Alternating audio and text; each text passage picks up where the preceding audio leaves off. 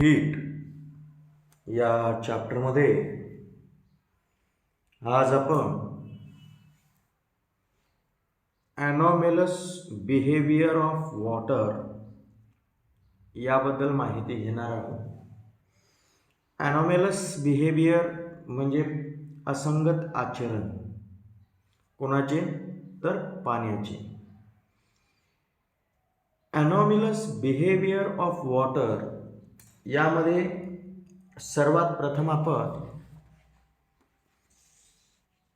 Can you tail म्हणजे तुम्ही सांगू शकता का किंवा सांगा पाहू या अंतर्गत एक प्रश्न दिलेला आहे. तो प्रश्न आपल्याला इथे समजून घ्यायचा आहे. काय दिलेला आहे पहा. We feel that some objects are cold and some are hot. काय म्हटलेलं आहे की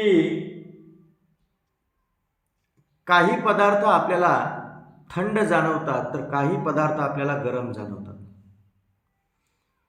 is this feeling related in some way to our body temperature. आपल्याला काही पदार्थ थंड जाणवतात तर काही पदार्थ हे गरम जाणवतात म्हणजे उष्ण जाणवतात. या संवेदनेचा फिलिंग म्हणजे या संवेदनेचा आपल्या शरीर तापमानाशी काही संबंध आहे का. काय म्हटलं ते लक्षात घ्या की पदार्थ थंड आहे की उष्ण या संवेदनेचा आपल्या शरीर तापमानाशी काही संबंध आहे का असा हा प्रश्न आहे. एखादा पदार्थ हा थंड आहे का गरम आहे म्हणजे थंड आहे का उष्ण आहे याचा संबंध आपल्या शरीर तापमानाशी आहे का. तर याचं उत्तर आहे यस. यस याचा संबंध आहे. कसा आहे तो लक्षात घ्या. इफ द ऑब्जेक्ट टेम्परेचर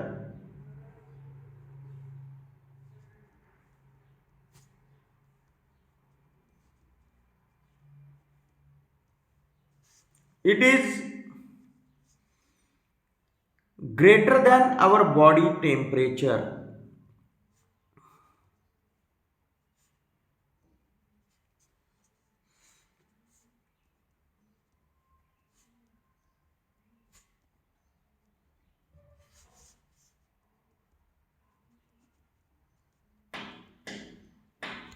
काय म्हटलं ते लक्षात घ्या की ऑब्जेक्ट टेम्परेचर हे आपल्या बॉडी टेम्परेचरपेक्षा जर जास्त असेल then we feel that the object is hot. आपल्याला त्यावेळी तो ऑब्जेक्ट कसा जाणवतो? Hot. And if the object temperature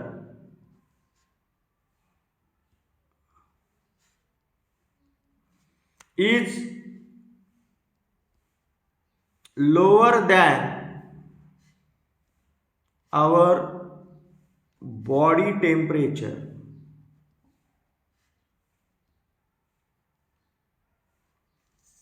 then we feel that the object is cold. काय म्हटलं ते लक्षात घ्या की ऑब्जेक्टचं टेम्परेचर जर आपल्या बॉडी टेम्परेचरपेक्षा जास्त असेल तर तो ऑब्जेक्ट आपल्याला हॉट जाणवतो. We feel that the object is hot. And if the object temperature is lower than our body temperature पण ऑब्जेक्टचं टेम्परेचर हे आपल्या बॉडी टेम्परेचरपेक्षा खूप कमी असेल then we feel that the object is cold. त्यावेळी आपल्याला ऑब्जेक्ट हा कोल्ड आहे असं जाणवतं. तर या पद्धतीने आपल्याला कॅन यू टेल अंतर्गत दिलेल्या प्रश्नाचं हे आन्सर पाहायला मिळतं. यानंतर आपण या ठिकाणी लक्षात घेणार आहोत ॲनॉमेलस बिहेवियर ऑफ वॉटर म्हणजे पाण्याचं असंगत आचरण, याबद्दल आपण माहिती घेणार आहोत. सर्वसाधारणपणे आपल्याला माहित आहे की एखाद्या लिक्विडला जर आपण एका सर्टन टेम्परेचर पर्यंत जर हीट केलं, म्हणजे हीट दिली,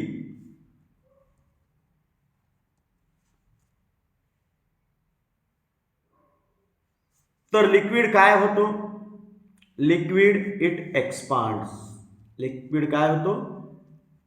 प्रसरण पावतो. लिक्विडला जर आपण हीट दिली तर तो एक्सपांड होतो. आणि जर आपण लिक्विडला जर आपण कूल केलं, म्हणजे त्याची हीट काढून घेतली, तर आता तो लिक्विड कॉन्ट्रॅक्ट होतो. सर्वसाधारणपणे आपल्याला कुठल्याही लिक्विडच्या बाबतीमध्ये हे पाहायला मिळतं की लिक्विडला जर आपण हीट दिली तर तो एक्सपांड होतो आणि लिक्विडला जर आपण कूल केलं तर तो कॉन्ट्रॅक्ट होतो. But water is exceptional for this. पण पाणी मात्र याला अपवाद आहे. Water shows a special and exceptional behaviour. पाणी हे वैशिष्ट्यपूर्ण आणि अपवादात्मक बिहेवियर दाखवतं, म्हणजे आचरण दाखवतं. कसं? पहा की जर आपण 0 डिग्री सेल्सिअसचं वॉटर घेतलं, किती? 0 डिग्री सेल्सिअसचं जर आपण वॉटर घेतलं आणि त्याला जर आपण हीट दिली, तर आता पहा लिक्विडला हीट दिली की सहसा तो काय होतो? एक्सपांड. पण वॉटर काय होतं? पहा की 0 डिग्री सेल्सिअसचं वॉटर घेऊन त्याला जर आपण हीट दिली तर 4 डिग्री सेल्सिअस टेम्परेचर वाढेपर्यंत तो कॉन्ट्रॅक्ट होतो. एक्सपांड होण्याच्या ऐवजी काय होतो? कॉन्ट्रॅक्ट होतो. कुठून कुठपर्यंत? जसं जसं वॉटरचं टेम्परेचर 0 डिग्री सेल्सिअस पासून 4 डिग्री सेल्सिअस पर्यंत वाढत जातं, तसं तसं वॉटर हा कॉन्ट्रॅक्ट होत जातो. बाकी सर्व लिक्विड्स काय होतात? एक्सपांड होतात, पण हा कॉन्ट्रॅक्ट होतो. पण 4 डिग्री सेल्सिअसच्या पुढे मात्र जेव्हा आपण हीट देत राहतो आणि त्याचं टेम्परेचर आता जसं जसं वाढत जातं, तसं तसं आता वॉटर एक्सपांड होतो. म्हणजे आपल्याला इथं काय लक्षात आलं? या ठिकाणी आपल्याला काय लक्षात आलं की 0 डिग्री सेल्सिअस पासून 4 डिग्री सेल्सिअस पर्यंत वॉटर जे आहे ते एक्सेप्शनल बिहेवियर दाखवतं. ते कसं बिहेवियर दाखवतं? एक्सेप्शनल. म्हणजे तो एक्सपांड होण्याच्या ऐवजी कॉन्ट्रॅक्ट होतो. आता इथं लक्षात घ्या की वॉटर जसा जसा कॉन्ट्रॅक्ट होतो तसं तसं त्याचं व्हॉल्यूम कमी होतं. म्हणजे व्हॉल्यूम या ठिकाणी सर्वात कमी असतं वॉटरचं. किती डिग्री सेल्सिअसला? 4 डिग्री सेल्सिअसला वॉटरचं व्हॉल्यूम सर्वात कमी असतं, कारण या ठिकाणी तो सर्वात जास्त कॉन्ट्रॅक्ट झालेला असतो. यानंतर मात्र तो पुन्हा एक्सपांड होतो. म्हणून या ठिकाणी आपल्याला काय लक्षात येतं की at 4 degree Celsius water's volume is minimum due to contraction. If the water is heated further, it expands and its volume increases. Volume काय होत जातं? पुढे इन्क्रीज होत जातं. मग the behavior of water between the temperature from 0 degree Celsius to 4 degree Celsius. या 0 degree Celsius पासून 4 degree Celsius पर्यंत जे वॉटरचं हे बिहेवियर आहे, it is called anomalous behaviour of water. याला आपण पाण्याचं असंगत आचरण असे म्हणतो. हे आपण इथं लक्षात घेतलं पाहिजे. The water between 0 degree Celsius to 4 degree Celsius, instead of expanding it contracts due to heating. This behavior is called as anomalous behavior of water. याला आपण पाण्याचं असंगत आचरण असे म्हणतो. हे आपण इथं लक्षात घेतलं पाहिजे. यानंतर पुढे लक्षात घ्या की जर आपण पाण्याला हीट देत आहोत, वॉटरला हीट देत आहोत, जसं जसं आपण हीट देऊ तसं तसं वॉटरचं टेम्परेचर वाढतं आणि टेम्परेचर जसं जसं वाढत जातं तसं तसं व्हॉल्यूममध्ये सुद्धा चेंज होतं. मग हे इन्क्रीजिंग टेम्परेचर आणि हे जे काही व्हॉल्यूममध्ये जे काही बदल होतो तो व्हॉल्यूम आणि टेम्परेचर यांचा जर आपण ग्राफ काढला तर आपल्याला तो ग्राफ कसा मिळतो तो इथं पाहायचा आहे. या ठिकाणी आपण लक्षात घेऊ की 0 डिग्री सेल्सिअसच्या वॉटरला जर आपण हीट देत गेलो तर व्हॉल्यूममध्ये कशा प्रकारे चेंजेस होतात ते आपल्याला इथं पाहायचं आहे. त्याच्यासाठी आपण हा या ठिकाणी व्हॉल्यूम आणि टेम्परेचर ग्राफ आपण काढलेला आहे असं गृहीत धरू. पहा या ठिकाणी वॉटरचं टेम्परेचर आपण मेंटेन लिहिलेलं आहे. या ठिकाणी जर तुम्ही पाहिलात तर हे टेम्परेचर आपण 0 डिग्री सेल्सिअसपासून सुरू केलेलं आहे. 0 degree Celsius, 1 degree Celsius, 2 degree, 3, 4, 5, 6 and so on. याचप्रमाणे या ठिकाणी आपण 1 लिटर पाणी घेतलेलं आहे. 1 लिटर वॉटर घेतलेलं आहे. 1 किलोग्राम पाण्याचं जे काही व्हॉल्यूम असतं ते जवळपास 1 लिटर असतं. तर या ठिकाणी पहा की आपण जे काही वॉटर घेतलेलं आहे त्याचं व्हॉल्यूम इथं दिलेलं आहे 1000 क्युबिक सेंटीमीटर पर ग्राम.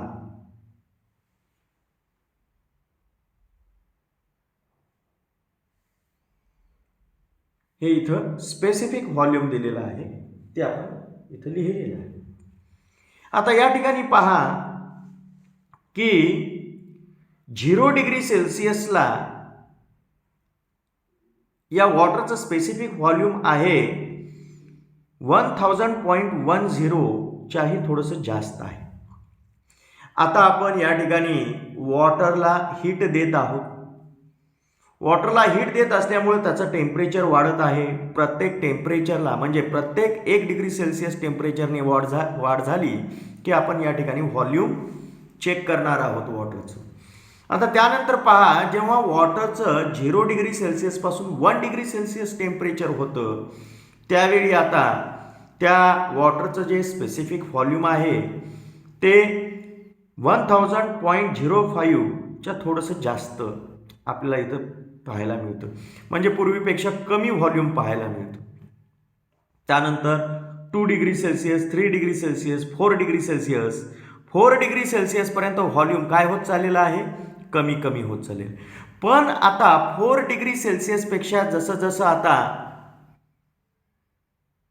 टेम्परेचर वाढत आहे या ठिकाणी व्हॉल्यूम सुद्धा वाढत चाललेलं आपल्याला दिसून येतं. म्हणजे काय होतं पहा की 0 डिग्री सेल्सिअसपासून 4 डिग्री सेल्सिअसपर्यंत व्हॉल्यूम कमी होतं म्हणजेच वॉटर कॉन्ट्रॅक्ट होतं.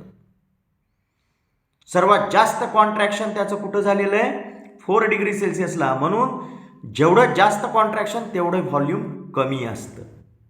म्हणून 4 डिग्री सेल्सिअसला वॉटरचं सर्वात कमी व्हॉल्यूम असतं. आणि पुन्हा जसं जसं टेम्परेचर वाढत जातं तसं तसं व्हॉल्यूम वाढत जातं म्हणजेच वॉटर एक्सपांड होतं. हे आपल्याला लक्षात येतं.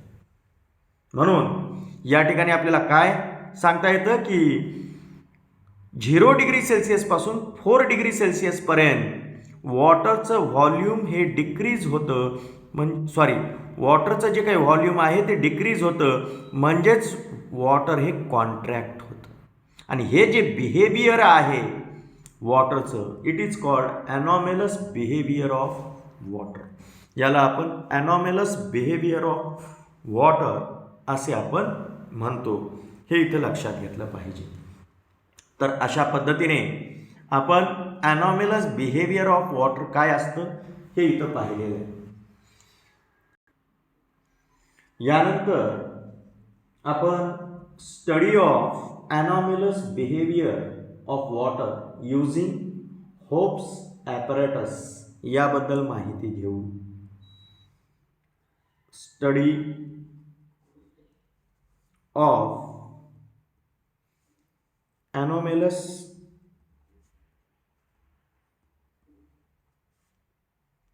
बिहेवियर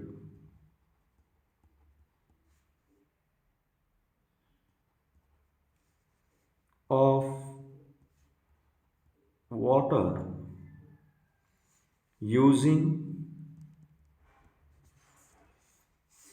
Hope's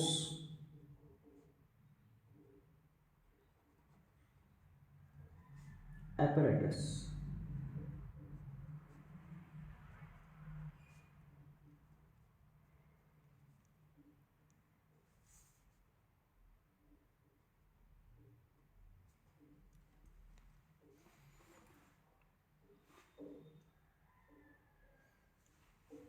होपचे जे उपकरण आहे त्याच्या साह्याने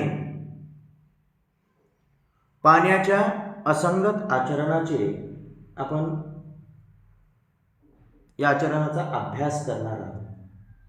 होपच्या उपकरणाच्या साह्याने पाण्याच्या असंगत आचरणाचा अभ्यास करणे असं हा पॉइंट आहे. Study of ॲनॉमेलस behaviour of water using Hope's apparatus. या होपच्या ॲपरेटसमध्ये आपल्याला एक फ्लॅट बाउल दिसतो. या ठिकाणी तुम्ही पहा.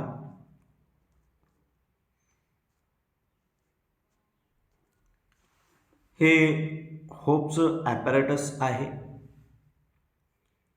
या ठिकाणी आपल्याला काय दिसतं ते पहा.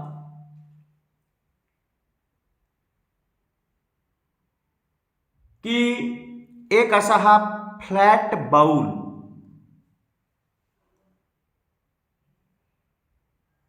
म्हणजे एक पसरट गोलाकार भांड आपल्याला या ठिकाणी दिसतं. And this flat bowl it is attached to the, हा जो फ्लॅट बाउल आहे हा कोणाला अटॅच केलेला आहे? या सिलेंड्रिकल कंटेनरला अटॅच केलेला आहे. हे जे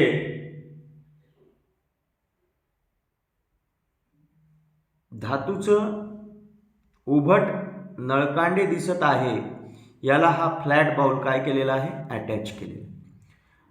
one flat bowl it is attached to the cylindrical container and there is provision to attach thermometers above and below to the flat bowl, to this cylindrical container. काय म्हटलं मी? की या ठिकाणी दोन थर्मामीटर या सिलेंड्रिकल कंटेनरला अटॅच करण्याची किंवा त्या ठिकाणी हे थर्मामीटर्स लावण्याची सोय केलेली असते. हे थर्मामीटर्स कोणाला अटॅच केलेले असतात? या सिलेंड्रिकल कंटेनरला. यापैकी एक थर्मामीटर या बाउलच्या वरच्या भागामध्ये आणि दुसरा थर्मामीटर या बाउलच्या खालच्या भागामध्ये या सिलेंड्रिकल कंटेनरला अटॅच केलेला असतो.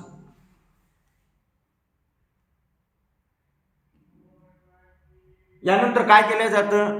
The water is filled in the cylindrical container. या सिलेंड्रिकल कंटेनरमध्ये पाणी भरल्या जातं. And in this flat bowl the freezing mixture is filled. आणि या फ्लॅट बाउलमध्ये काय भरलेलं असतं? Freezing mixture. फ्रीजिंग मिक्सचरमध्ये काय असतं? या ठिकाणी एक असतं आईस आणि दुसरं असतं सॉल्ट. आईस आणि सॉल्ट यांचं मिक्सचर जर घेतलं तर अशा फ्रीजिंग मिक्सचरचं टेम्परेचर हे 0 डिग्री सेल्सिअस पेक्षाही खाली जातं, म्हणजे कमी होतं. म्हणजे आईसचं टेम्परेचर 0 डिग्री सेल्सिअस असतं, पण त्यात जर आपण सॉल्ट मिक्स केलं तर आता त्या आईसचं टेम्परेचर 0 डिग्री सेल्सिअस पेक्षाही खाली जातं, मायनसमध्ये जातं. म्हणून अशा प्रकारचे फ्रीजिंग मिक्सचर आपण कशात घेतो? या flat बाउलमध्ये.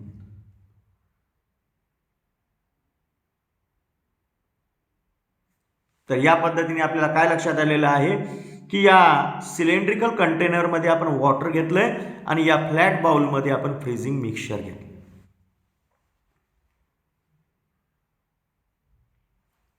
During the study of anomalous behaviour of water using Hope's apparatus, temperature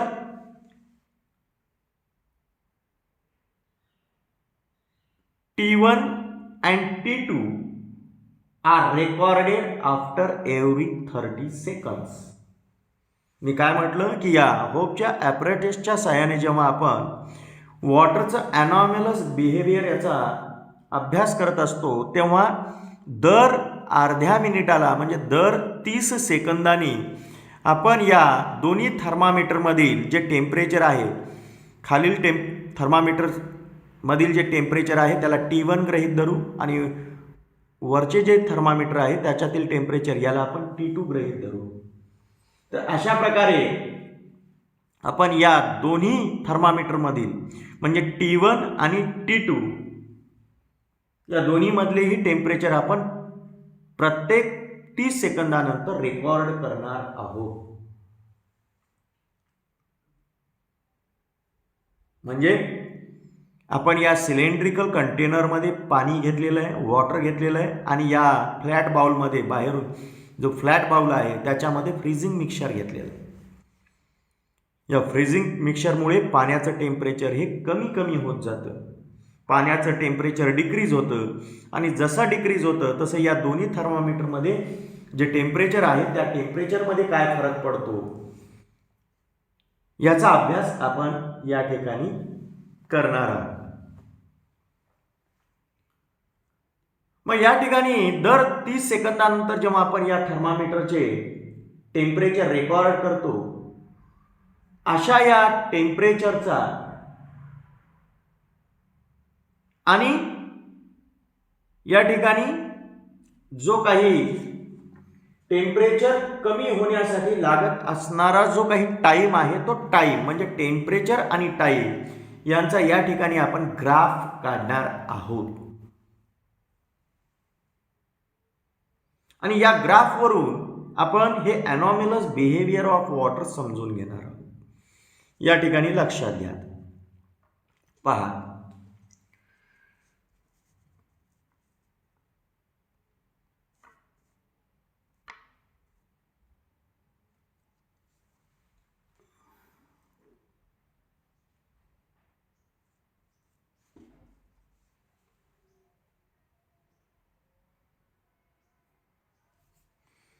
एनॉमिलस behaviour of water याबद्दल आपण ही माहिती घेत आहोत. आणि या ठिकाणी आपल्याला हे समजून घेत असताना या होपच्या ॲपरेटसमध्ये जे काही या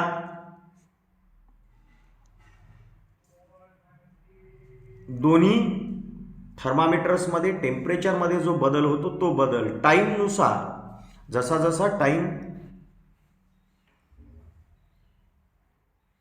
हा होत जातो, म्हणजे आपण फ्रीजिंग मिक्सचर या फ्लॅट बाउलमध्ये घेतल्यानंतर या सिलेंड्रिकल ॲपॅरेटस किंवा सिलेंड्रिकल कंटेनरमधील पाण्याचं टेम्परेचर जसं जसं कमी होत जातं तसं तसं वेळही वाढत जातो, म्हणजे जसजसा वेळ वाढत जातो तसं या पाण्याचं टेम्परेचर कमी होत जातं. आणि हे टेम्परेचर या दोन्ही थर्मामीटरमध्ये कशा प्रकारे बदल दाखवतो याचा जर आपण ग्राफ काढला तर तो ग्राफ आपल्याला याप्रमाणे मिळतो. इथे पहा लक्षात घ्या, या ठिकाणी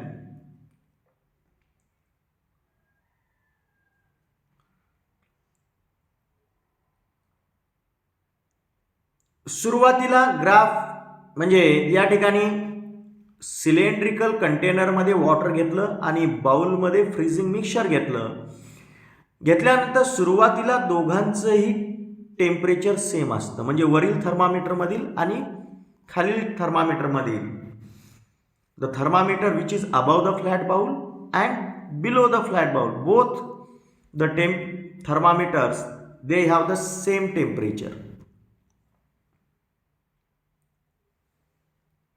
सुरुवातीला या दोन्ही थर्मामीटरमधील टेम्परेचर सेम आहे. Both the temperatures T1 and T2 are identical. हे पहा, इथं आपण टेम्परेचर दाखवलेलं आहे वाय ॲक्सिसवर आणि एक्स ॲक्सिसवर आपण टाइम दाखवलेला. सुरुवातीला पाण्याचं टेम्परेचर सर्वत्र सारखं असतं, खालून वरपर्यंत या सिलेंड्रिकल कंटेनरमधील पाण्याचं टेम्परेचर सेम असतं, त्यामुळे या दोन्ही थर्मामीटरमधील टेम्परेचर कसं असतं, आयडेंटिकल असतं. But as a time passes, पण जसा जसा टाइम जो काही आहे तो पास होतो,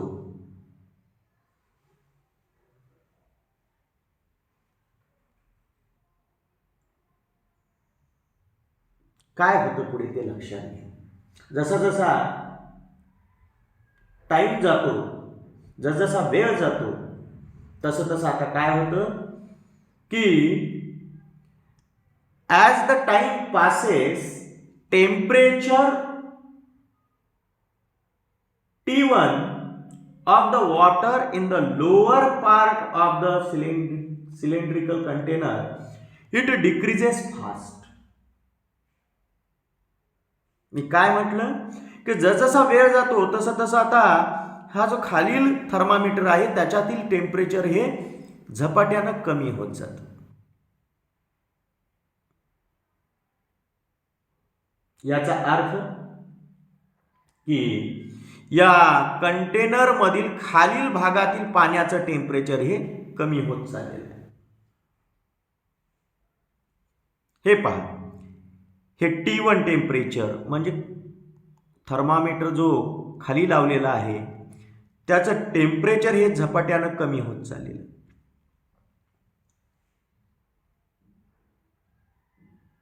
व्हाईल टेम्परेचर T2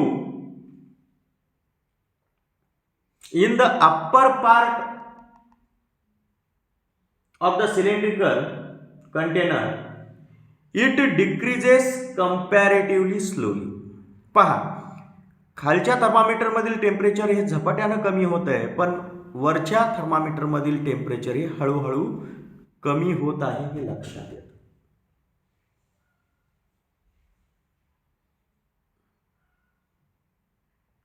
आणि या पद्धतीने या लोअर थर्मामीटर मधील टेम्परेचर हे डिक्रीजेस फास्ट आणि अप्पर थर्मामीटर मधील टेम्परेचर इट डिक्रीजेस स्लोली, हे आपल्याला लक्षात येतं. But once the temperature T1 reaches to 4 degree Celsius, हे पहा 12 डिग्री सेल्सिअस पासून टेम्परेचर 4 डिग्री सेल्सिअस पर्यंत कमी होत असताना T1 म्हणजे लोअर थर्मामीटर मधील टेम्परेचर हे झपाट्यानं कमी होतं. कुठपर्यंत? 4 डिग्री सेल्सिअस पर्यंत. आणि याच वेळी जे वरील थर्मामीटर आहे त्याच्यातील मात्र टेम्परेचर हे हळूहळू कमी होतं. कुठपर्यंत? 4 डिग्री सेल्सिअस पर्यंत.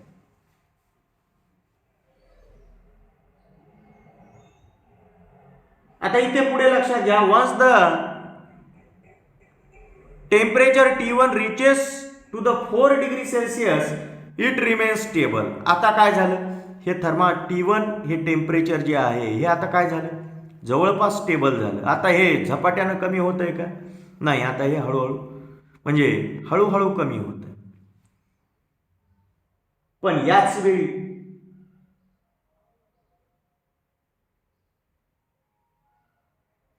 the temperature T2 which decreases slowly up to 4 degree Celsius it now decreases rapidly. आता मात्र ते झपाट्यानं कमी होतं. म्हणजे पहा की या ठिकाणी थर्मामीटर जे T2 आहे याच्यातील टेम्परेचर हे आता पुढे 4 डिग्री सेल्सिअस नंतर झपाट्याने कमी होतं.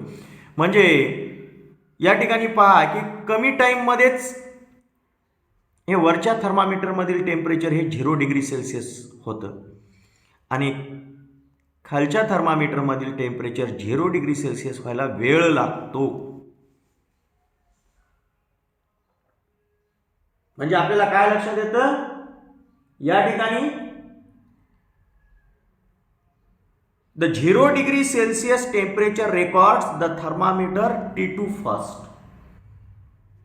T2 हे थर्मामीटर पहिल्यांदा 0 डिग्री सेल्सिअस रेकॉर्ड करतं, त्यानंतर T1 थर्मामीटर रेकॉर्ड करतं.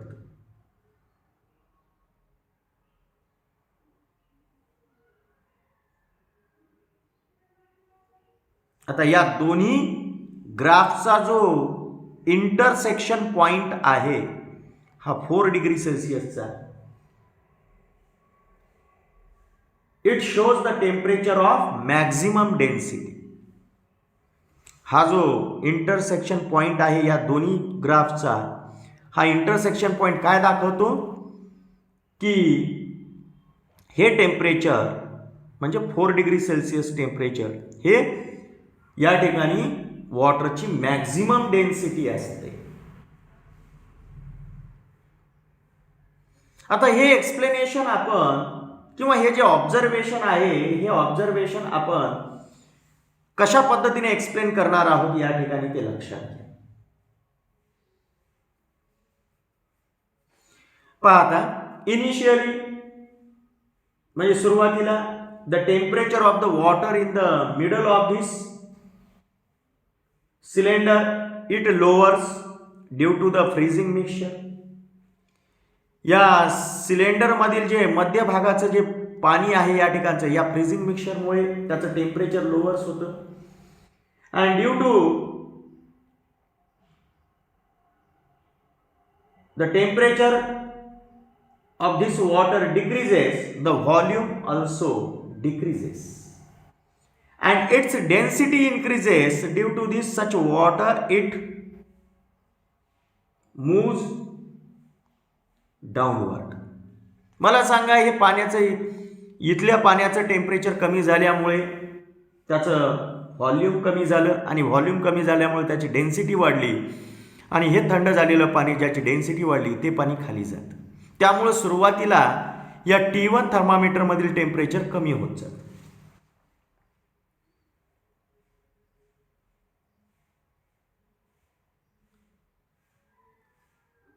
The water with higher density it moves downward. Therefore, the lower thermometer T1 it shows rapid fall in the temperature. And this continue till the temperature of water becomes 4 degree Celsius. आणि हे असं केव्हापर्यंत होतं? जोपर्यंत वॉटरचं किती temperature होत नाही? 4 degree Celsius.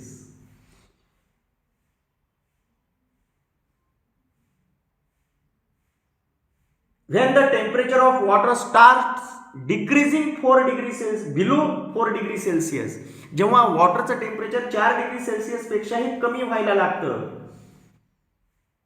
Now the volume increases. Volume increases means the density decreases and due to this such water it moves upward.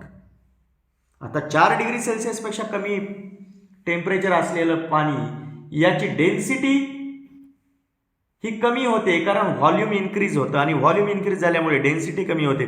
कमी डेन्सिटीचं पाणी वर मूव्ह होतं, अपवर्ड डायरेक्शनला मूव्ह होतं. त्यामुळे आता वरील थर्मामीटरमधील टेम्परेचर हे 4 डिग्री सेल्सिअस पेक्षाही खाली जातं rapidly. And due to this the thermometer T2 its temperature it decreases rapidly up to 0 degree Celsius. या ठिकाणी काय झालं, थर्मामीटर T1 मधील टेम्परेचर हे 4 डिग्री सेल्सिअस पर्यंत झपाट्याने कमी झालं. पण जेव्हा 4 डिग्री सेल्सिअस झालं तेव्हा हे स्टेबल झालं. आता वरील थर्मामीटर मधील टेम्परेचर हे झपाट्याने कमी होऊन 4 डिग्री सेल्सिअसच्याही खाली 0 डिग्री सेल्सिअस पर्यंत जातं.